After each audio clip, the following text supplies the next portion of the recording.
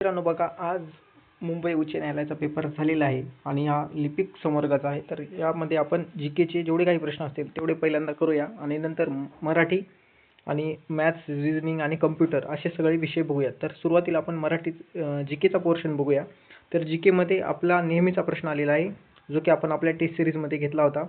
बरेचसे असे काही प्रश्न होते जे की एकदम सोपे होते, सर्व विद्यार्थ्यांना सर्व प्रश्न सुटणारे होते, अवघड एकही नव्हतं. तर बघा, पानिपतचे तिसरे युद्ध कधी झाले? तर अफगाण आणि मराठा सैन्यामध्ये जे लढलं गेलं पानिपतच्या मैदानावर, ते 14 जानेवारी 1761 साली झालेलं आहे. एकूण पानिपतचे 3 युद्ध झाले, त्यापैकी हे तिसरे विचारले आपल्याला. नंतर पुढचा प्रश्न आहे बघा. पुढचा प्रश्न आहे बघा, लोकमान्य टिळक यांनी डॅश वृत्तपत्र सुरू केले? तर याचं उत्तर आहे केसरी. लोकमान्य टिळक यांनी 2 वृत्तपत्र सुरू केले होते, ते म्हणजे एक म्हणजे केसरी आणि दुसरं मराठा. जे मराठा आहे ते इंग्रजीमध्ये होतं आणि जे केसरी आहे ते मराठीमध्ये होतं. आता सुद्धा सुरू आहे पुण्यामध्ये. तर लोकमान्य टिळक यांनी केसरी व मराठा ही 2 वृत्तपत्र सुरू केली होती. पुढचा प्रश्न आहे, भूदान आंदोलनाची सुरुवात कोणी केली? तर याचं योग्य उत्तर आहे आचार्य विनोबा भावे यांनी भूदान आंदोलनाची चळवळ सुरू केली. त्याच्यामुळे त्यांना पहिले भूमिगत चळवळीचे नेते असं सुद्धा म्हणतात. त्याचं उत्तर आहे आचार्य विनोबा भावे. पुढचा प्रश्न आहे, महाराष्ट्र राज्याची स्थापना कधी झाली? 1 मे 1960 रोजी झाली. खूप सोपा प्रश्न होता हा.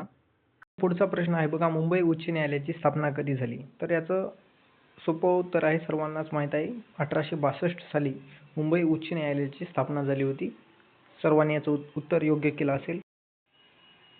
यानंतर पुढचा प्रश्न आहे, डॅश हे लोकहितवादी म्हणून ओळखले जात होते? तर गोपाळ हरी देशमुख हे लोकहितवादी म्हणून ओळखले जात होते. सोपे प्रश्न आहेत मित्रांनो, एकही चुकला नाही पाहिजे. जीकेच्या 10 पैकी 10 प्रश्नांची उत्तर आपल्याला बरोबर पेपरमध्ये सोडवायचे होते आणि अपेक्षा आहे की तुम्ही सोडवली पण असेल 10 पैकी 10. बहुतेक विद्यार्थी मित्र पुण्यामध्ये तयारी करतात आणि पुण्याचा प्रश्न यायलाच पाहिजे.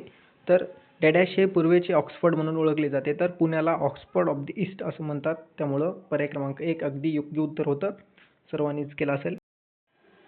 यानंतर पुढचा प्रश्न आहे अगदी सोपा, महाराष्ट्र विधानसभेमध्ये एकूण 288 जागा आहेत. त्यासोबतच महाराष्ट्र विधान परिषदेमध्ये जसं की आता निवडणूक आहेत 78 जागा आहेत. हे सुद्धा आपल्याला बरोबर सोडवायला पाहिजे होतं.